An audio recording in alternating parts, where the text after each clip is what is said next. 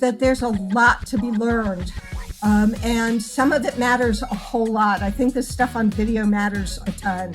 For me, the biggest take that I've gotten so far, ask me again in 3 months when I've done some more articles, but is that we've got to design for processing.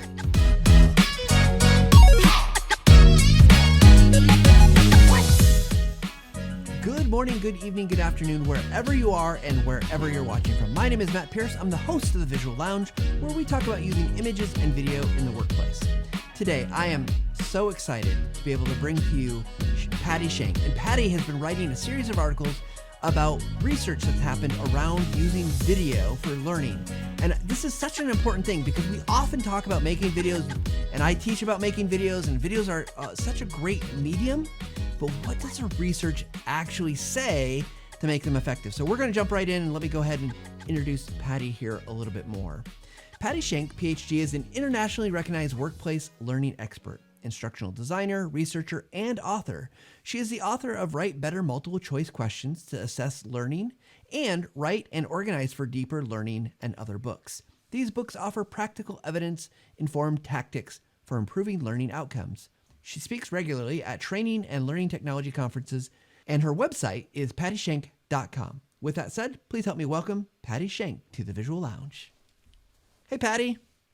Hey, nice to be here. Thank you so much. If everyone could see all the stuff that happened behind the scenes, they would be so grateful that we've gotten here. But I'm excited to talk with you because, one, your articles are fantastic, and I've been learning from them and diving into them, and I'm excited to be able to talk to you about a topic that, I've spent a good chunk of my career talking about video. So it's good to talk to someone else about it that's been looking at the research. But before we get to the research, let's start with our first three questions here. I'm curious for you, how did you get started and involved with using video, and maybe kind of what's your current usage of it? Well, like most instructional designers, video was known to be something that you wanted to use because it was engaging, right? Mm-hmm. So to me, it was obvious that there were certain things you could show in video that you just simply couldn't show in text, and you couldn't just show with a picture or an image. And so I started using video years and years ago. I mean, I was in my 20s at the time that we started doing health education videos. And we did it for a specific purpose. We knew that getting people to come to health education classes in the evenings was just not going to happen for most of the people that we wanted to talk to. Right. And so I hired a videographer, and the two of us together started making health education videos, specifically on pain therapies. We did a lot of videos on diabetes. We did a whole bunch of videos, and then we made copies of those videos and gave them out to patients in our clinics. We didn't do it, but the nursing staff and the front desk staff, if a doctor said, hey, give them the video on pain therapy. And then so that's where I started. And it was, my goodness, it was years and years ago. And they were really popular. So that's how I got started. And we got started in a big way using video during a time when computers weren't very fast, and it was a real challenge to make those videos. But we knew in our hearts that having other patients talk to existing patients about how they had gotten their hemoglobin A1C, which is a measurement of sugar in the blood, down, it really made a difference to them, and we loved it. It was a great time. Yeah, I mean, I can imagine that all the work that would go into making those videos then, and it's still, let's be clear, it's still work today, but the accessibility that we have is so much just easier, right, in terms of overall process. So that's, I'm sure it's been fun to see the progression. Well, the next question I want to ask you, and this, we'll probably talk more about this because we're going to ask you to define success for video, like high level. What does a successful video look like? But could you define that quickly for us? Is that something that you would have, or is that we got to dig deeper into the research later on? I think from the research I've done so far and what I've read that success for instructional video means that people watch it, remember key pieces of it, and can use it. I mean, that's what I've gotten so far. And I'm just three parts into this right now. So I'm still learning a whole lot, but if people do not do what's necessary, or if we do not do what's necessary to help people remember key parts of it and use those in their work or their life, then we're not being successful. Well, I love that because it's so simple, right? Like, I mean, it's not simple to do necessarily, but it's really simple. We want any good instruction to be, Right, if I'm taking the instruction, I should be able to remember, I should be able to do it. The outcome should be clear based on whatever it was we were right, teaching. right. No, I think it's simple but not easy. Yes, I love that. Simple but not easy. So last question, and we'll dive more into the articles that you've been writing.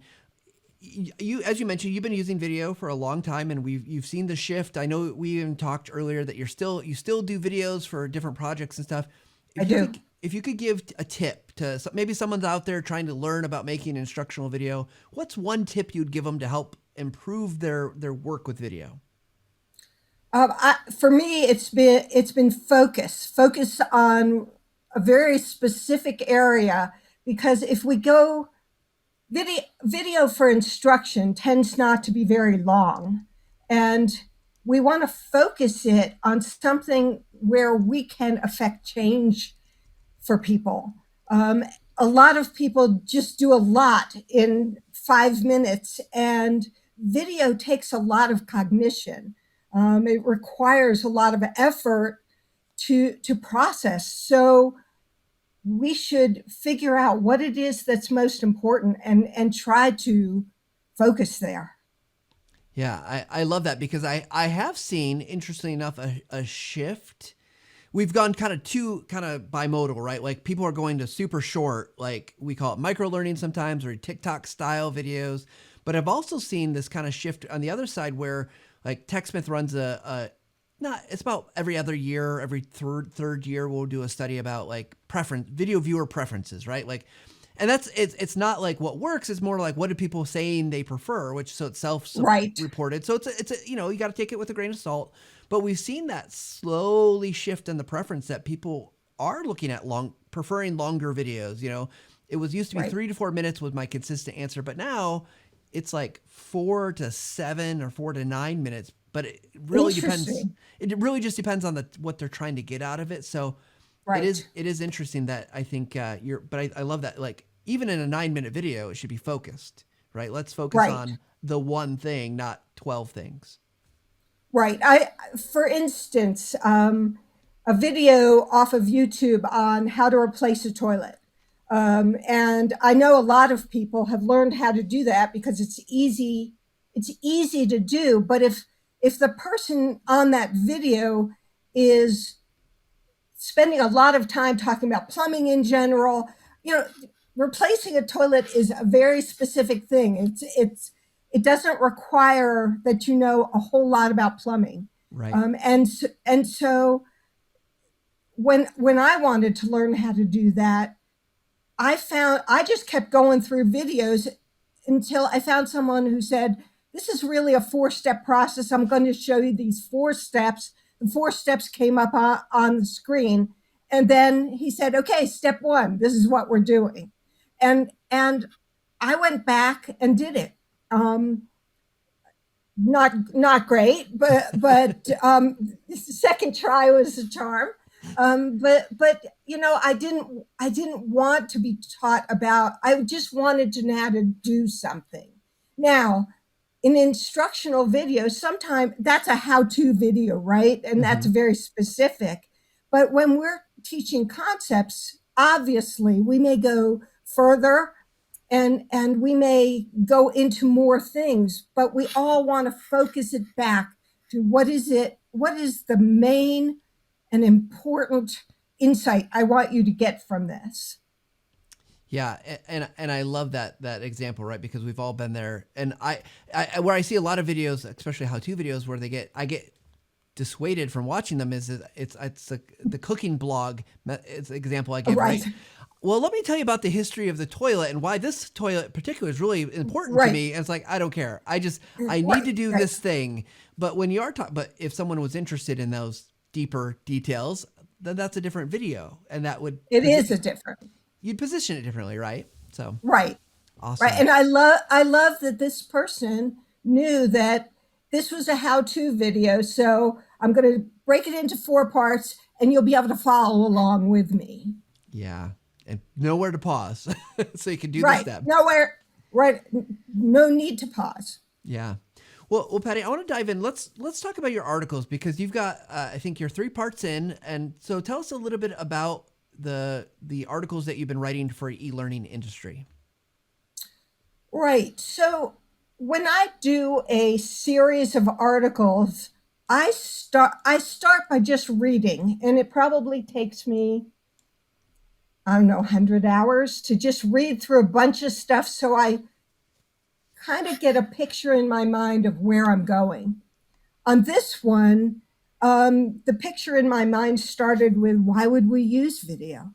Um, a lot of people say we use video because it's more engaging. Well, what does that mean actually? And the truth of the matter is, engagement, the definition of engagement in the research has not little to do with the definition of engagement that I see from L&D. So engagement is about whether people are willing to do the work of learning. Right. And that means they finish the video, right? Rather than, 5 seconds in, they're like, nope, done. I'm not engaged. And the work of learning is fairly intense. And so we've got a short period of time in order to engage people, but video isn't the be all and end all. It's a part of instruction. And if done well, it's a really important part of instruction. Well, let's talk about So that. that's how I got started. No, and I love that, and I love that you're so focused on like taking the information in, and I think those are some fundamental questions because, as I mentioned, I've been doing this. I've been at TechSmith almost 17 years, and so like my brain is now just hardwired to think about like, okay, let's just use video, and it's not all instruction that I'm doing, but it's like, okay, I have a ton of assumptions, right or wrong. I have a ton of assumptions, so I want to talk to you about some of the assumptions though, because I'm gonna, if it helps you, I'm referring to the second article in this question, Okay. part two, and everyone go out and read. We'll link below in the stuff. You can go read the articles, but you've got this whole section about the processing, how the brain processes video, and I want to help me understand a little bit, like how is video maybe different than other mediums that people might encounter when it comes to as a learner, like absorbing or taking in that information. Because if we want them to watch the end, I think feels like this is pretty important to understand what might be happening. Right. So a lot of this goes back to, and I think it's probably easiest to understand by understanding Mayer's multimedia principles and the what he discusses about how we process multimedia.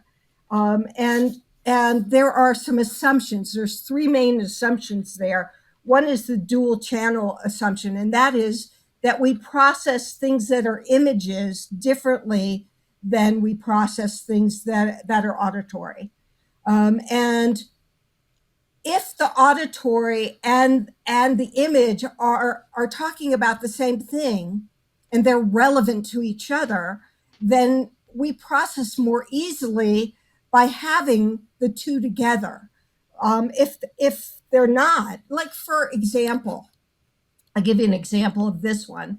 I've seen people do videos where basically they just had text, just the text that was narrated on the screen, and there is no image, and someone has to read the text while listening to someone else say the text. And it's very hard to do. We read much faster than we listen. So that's a difficulty. For example, if we have text on the screen that just picks out some key words and we have an image that we're describing with narration, it's easier. Um, so that's the dual channel assumption. So Another assumption can is I limited capacity. Yes. can I ask a follow up question to that? Because I think one thing Yes, absolutely. I think some people I've seen videos that are slightly different, that they're not using any auditory. Maybe there's music, right? A music bed, no, but they're putting text on screen. And I've argued for a long time, and I'm no Dr. Mayer, but I've argued for a long time that that's really hard to process, because if I'm seeing two visuals, like let's say it's a screen capture showing me a process to fix a problem or do something, and I have to read that text, I'm going to get one of those, but I'm not, it's really hard for me to get both. Is that an accurate Yeah, from what you it found? is. So what Mayer's principles tell us to do is to narrate to explain. So rather than put text on screen to explain, narrate to explain. Now, that's problematic, right? For anyone who cannot hear. Yeah. So there are a variety of things we have to do at the same time. We also have to get to people who can't hear. And I've looked into this somewhat, and I need to spend more time there. Is what is the cognitive load for somebody who is trying to read uh, our transcript while we're showing something on the screen? To me, it's high because it's the same as or similar to reading something while something on the screen that we're reading that is explaining the image that is also on the screen, which is Right. you can't do both of them. That's where the dual channel assumption comes in, that it's good to mix relevant audio with relevant images, that it's helpful. So there's a problem. That's a problem, but so far I don't think we've come up with a solution to that one. Yeah. As I get older, I watch more and more television with captions because it's harder to hear. The clarity. Yes. So maybe there's some assumptions there, and I want to be careful here. But like maybe you get more capable at certain things or certain tasks. Maybe the brain compensates. But that is fascinating. If you do find stuff, that would be super interesting to talk about sometime. I don't think there's a lot because I've looked, but what I need to do is to get with folks who are accessibility experts and say, how do we solve this problem of explaining a diagram on the screen while they have to read a transcript? That's really hard. And let's say we had somebody doing deaf sign language at the same time. It would be the same problem. Watching we are watching something while trying to watch something else and make sense of the two at the same time, and we can't. Yeah. I did some work for someone who was doing captioning, and he wanted some help in figuring out how do I make people do a better job of captioning while they listen. And I don't remember the discussion. It was a long time ago, but again, that's where I first started realizing, we've got some real limitations in our ability to process. And so, as you said before, the whole processing thing is critical. If we don't do it right, people can't process the video well. Yeah. Well, Patti, let's And talk about. we don't. Go ahead. I'm No, sorry. I was gonna keep us moving here because I know that we talked about the dual channel assumptions, but I want to understand better limited capacity and the active processing. So will you walk us through those quickly? Right. So limited capacity says that our processing systems are very limited. We can only take in a few new things at a time and process them. So if the video is very fast paced and it's really moving fast, that's a real difficulty for people. So it's another reason for why I said focus. Um, and the last one is active processing, that we do not process video unless it's done actively. And I started getting into that in part 3, and part 4 will be about how do we actually help people actively process, because the research is pretty clear. People can watch videos, think they got it, and they processed almost none of it. Well, it's like I've definitely watched shows or watched videos. And I'm like, I don't know what happened. Yeah, I wonder if it's something to, like, when you're driving, you get that kind of that effect too sometimes, right? Like, how did I get from point A to point B, and I have no yes. idea what happened. Right. And that's the biggest problem with video, is that it lulls us into thinking we're getting something because our eyes are watching it. But unless we process, and let's face it, we don't need to process movies necessarily, Right. but instructional video we do. So we have to design for that. And you said that's in the next article, so that will be. I will wait for that. I'll resist asking and picking out all the cool things that I think I'm going to learn from that video, from that topic. But I'm curious, as you've gone through this process, and I know you're still learning. And you've I got am. three articles in. Was there anything that you've come across so far that you think about video that was just surprising? And we can go two ways, right? We can go like surprising, like, oh wow, that's really great. Video is better than I thought, or something's good about it. Or maybe there's the things like, yeah, that doesn't work quite as well as I would have expected. I think the whole processing thing, the fact that if we don't, as instructional designers and trainers, if we don't do the things that make it more likely that people will process, our videos are not worth the time. That was the biggest one. The other one, the other one was from Brame's article that I talked about in part 3, that um, that people can do things with video, or we can learn things from video that we cannot easily learn in real life. And so in science, and Dr. Brame is a I think she teaches biology at the college level, and she said biological processes are not things that are easy to visualize. We Mm. can't we can't even look through a microscope all the time and see what's exactly happening. But we can use animation, which is a type of video or a type of multimedia that uses both audio and image, and we can show people what's happening, and that's not. There are many things in life that we can't see what's actually happening.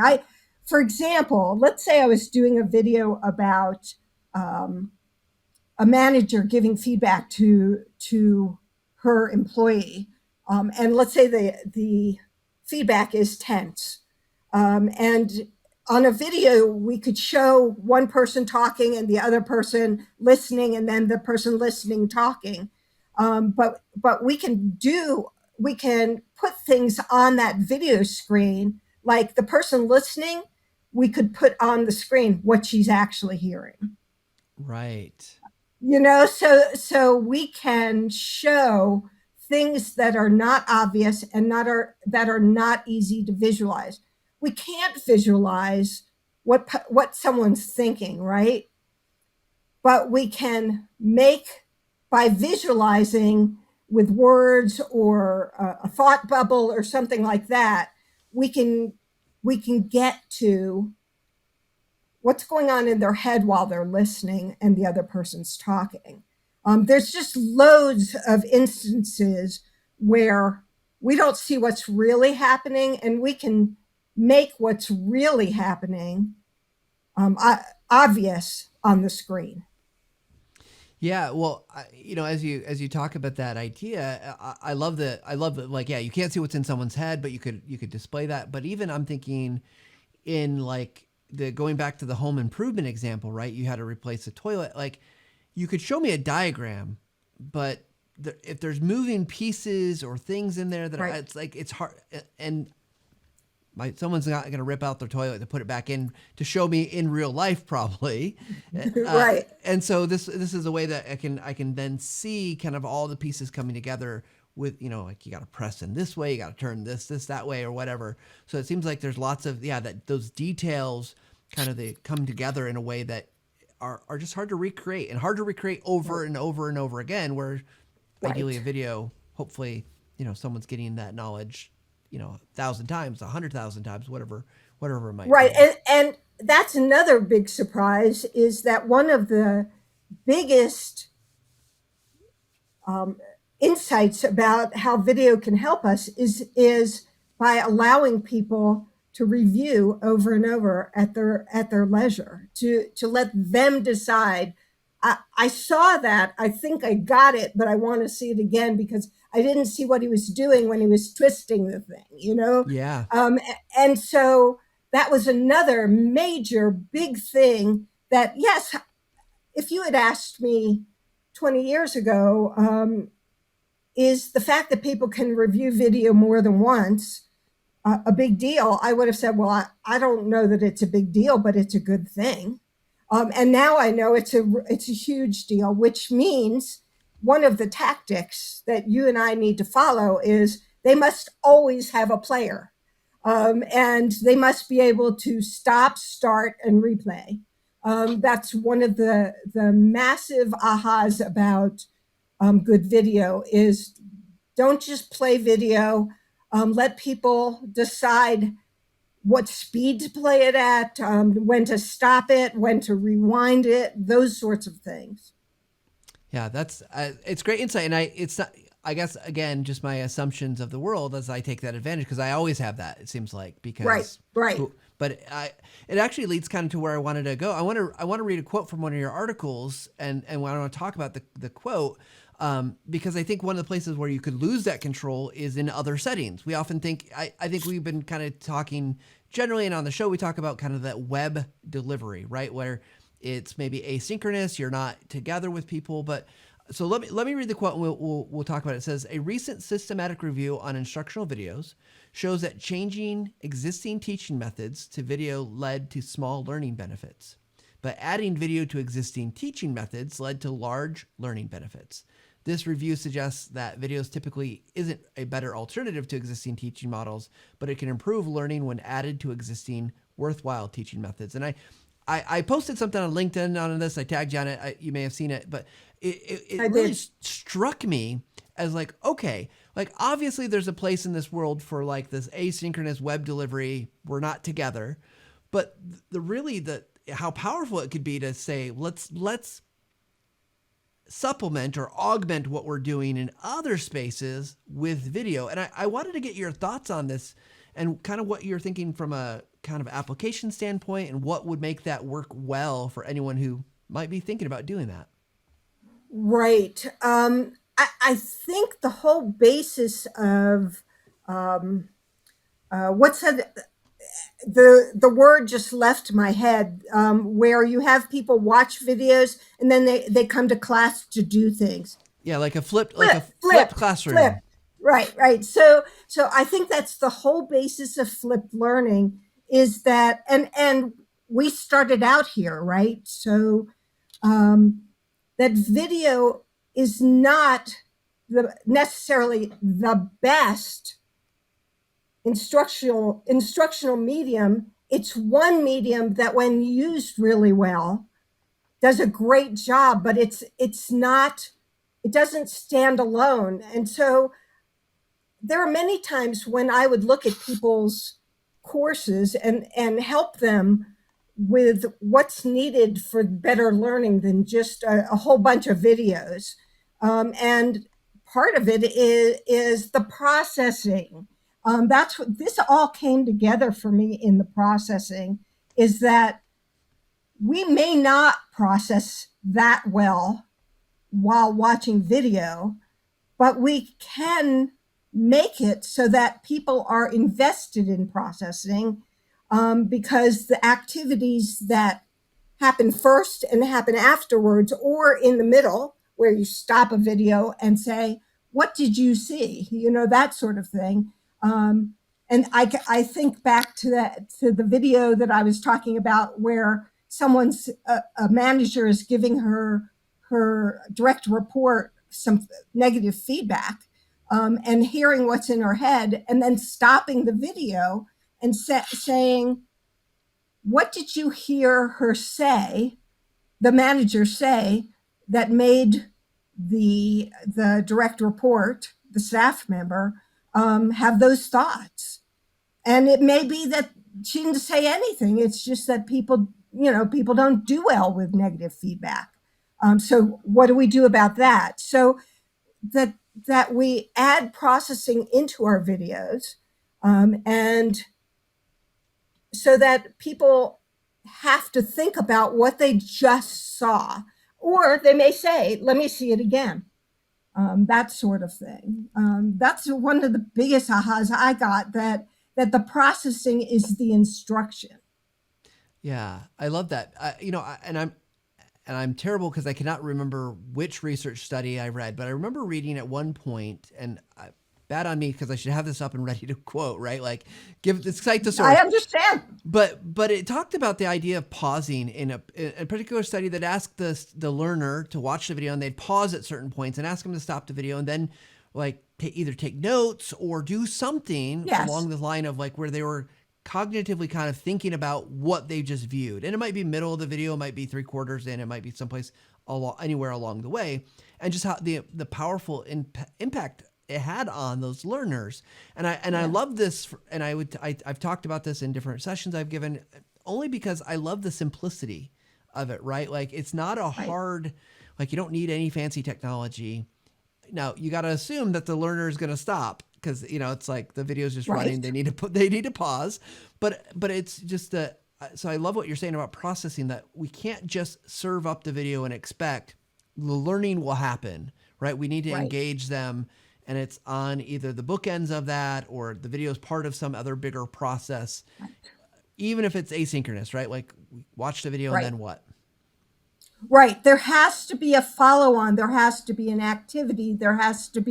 It's not just the video. The video is content for the processing.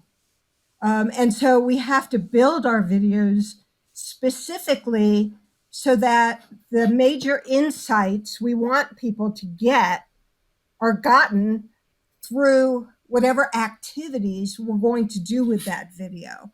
Now, with how-tos, the processing is afterwards. Mm-hmm. I mean, for being able to replace a toilet, what I did is just bring my laptop into the bathroom with me. I watched it 3 or 4 times, brought the laptop into the bathroom with me, and watched each section, and then tried to do it.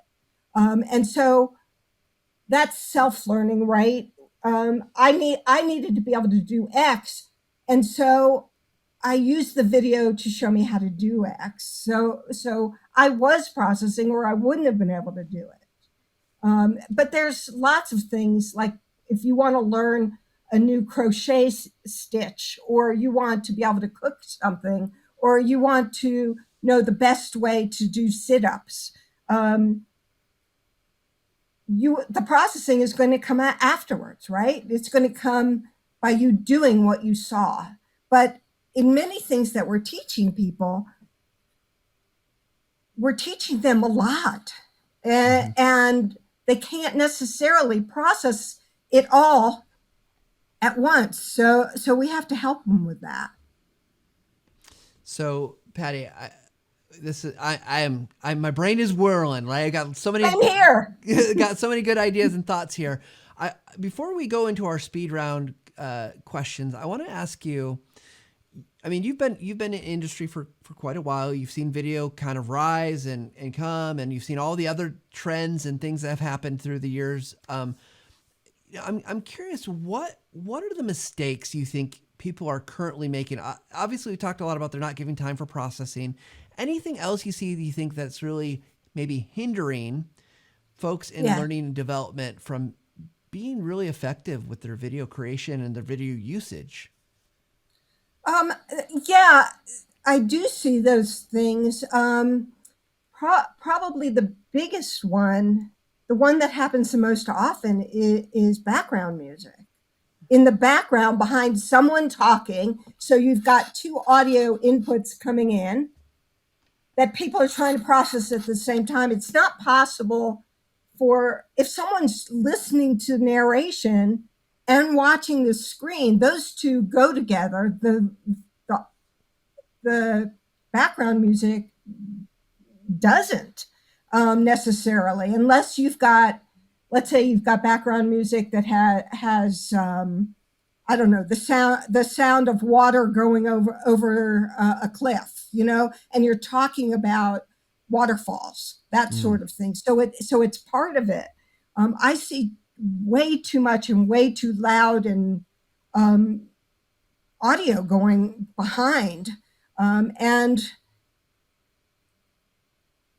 I've written articles on this, and one of them is on e-learning industry, and it's linked to on part 3, about what the research says. It just says, for if you're asking people to have to figure out how to focus, and you give them too much to focus on, they may focus in the wrong place. And when that happens, they're not listening, they're not hearing, they're not seeing. Yeah, I think that's a great one. And the one that I know we advocate here is, especially when it comes to learning, if you're trying to get somebody to learn something, background music does no favors. Right. Just start with your background music, and then just filter it out as the person starts talking. And you can do it again at the end if you need that music and want it. And I like background music too, but it makes cognitive load harder For sure. I'm for also no reason. yeah. Well, I'm also a fan of, if you can use it for if you had a longer video and you needed a transition point, Yeah, you could use it. But yeah, it doesn't belong underneath the instruction. Well, it's Patty, hard. it is absolutely. I have enjoyed this conversation. There's probably so much more we could talk about, but given our time, I'd like to jump into our speed round questions. Just as a reminder to our audience that our speed round questions are going to be quick, short answers.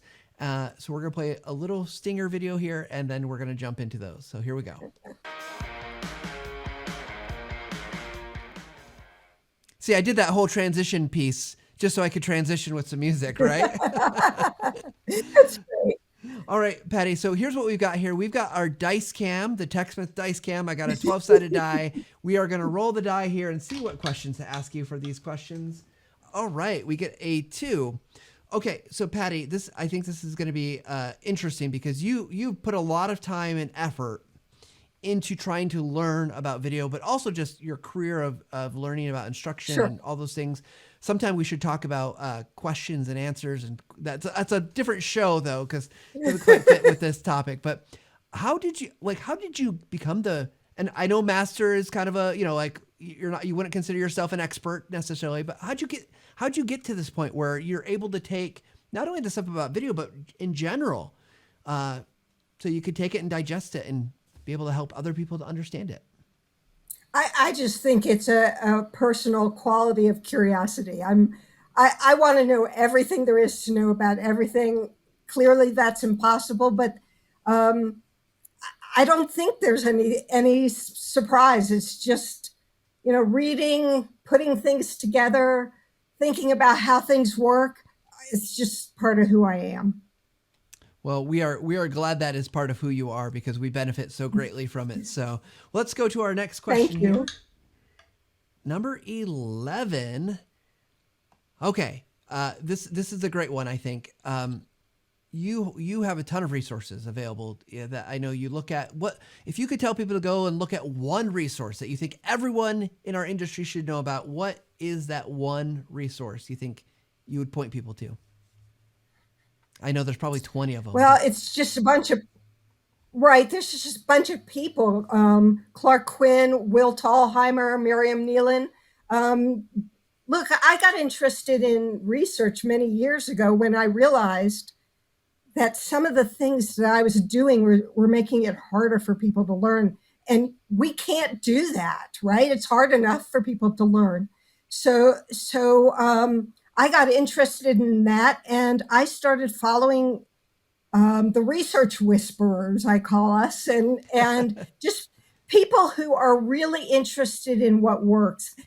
This again is just part of my personality. I would rather know the truth, even when it's going to kill me, than have somebody say something nice to me. I always want to know the truth, so I started with those guys, and there's many others. But Will Tallheimer and Clark Quinn and Miriam Nealon, I, just read those folks' stuff. They're good. And I would start with Clark because Clark has the ability to make things short and sweet. And so if you're thinking to yourself, why would I choose to do this? Start with Clark and see if he doesn't convince you that look, we need to be doing things well. Yeah. Yeah, for sure. And I will just say as a plug, Clark was on the show about a year ago. We can link to his episode. He is fantastic. He really does have just such good insights. That is a good place to start. So thank you for that, Patti. All right, let's do one more question here. Let's see what the dice is going to tell us this time. And we're just going to jump down to number 10. Okay. Well, Patti, you've done a lot of things in your career. What would you say is next for you? Probably retirement. but I don't see that coming really soon. I think I'd be bored. So Miriam Nealon and I have an agreement. Miriam said, when I start sounding like somebody who can't talk straight, and I've got serious migraines, so I have some aphasia with that. But when I start sounding like what I said to her was a doddering old fool, she'll let me know and I'll stop. So I think doing exactly what I'm doing right now, I'm so happy doing it. Well, and we are so grateful that you do, because your articles out on eLearning industry when I found those and I saw that you were doing those, I was like, oh my gosh, this is amazing. Because as you and I have talked, this is something near and dear to my heart as someone who's been steeped in video for a long time. And I'm so grateful. And I'll just say thank you from an industry, if I can do that, for this. And Thank you so much. We hope you don't retire anytime soon. We just keep sharing your insights with Probably us. not. We appreciate it. Well, thank you. I appreciate it. And the thing I appreciate more than anything is that I get to do this and I love it. So that's a great thing. Absolutely. So Patti, if there are those who are interested in following more of your research, more of your insights, things that you have to say, where should they find you? Where should they look? The best place is eLearning industry, because they actually asked me to do this for them, and we've got a great relationship. So if you go to eLearning industry and put in my name, PattiShank, you'll get all my articles. But you can also go to my website, and then it will point you towards other places where I've written articles, and I write books, so they're there as well, and that's PattiShank.com. Awesome. Well, Patti, we like to wrap up our show with our final take for the great conversation we had today. A lot to take away. What would you say is your final take? My final take is that there's a lot to be learned. And some of it matters a whole lot. I think this stuff on video matters a ton. For me, the biggest take that I've gotten so far, ask me again in 3 months when I've done some more articles, but is that we've got to design for processing. I love it. And Patti, we'd love to have you come back in a couple months when you got some more articles. We can talk more about processing and about all the other great things that you find. So thank you so much for joining us here on the Visual Lounge. Thank you. All right.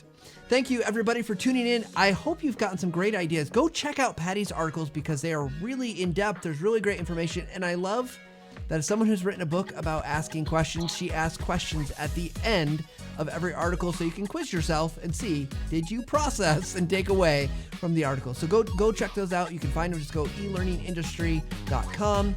Go look for Patti Shank's name and you'll find her stuff. So much good stuff. But, I think the reason we talk about research and we talk about these things is because we are fundamentally committed here at the Visual Lounge. We want you to get better. We want you to make better videos. Whether that means they look better, they sound better, you've got better on-screen presence, but also so they're more effective. We want you to have effective videos. And one way you can do that is simply by just taking a little time to level up every single day. Thanks, everybody. Talk to you soon.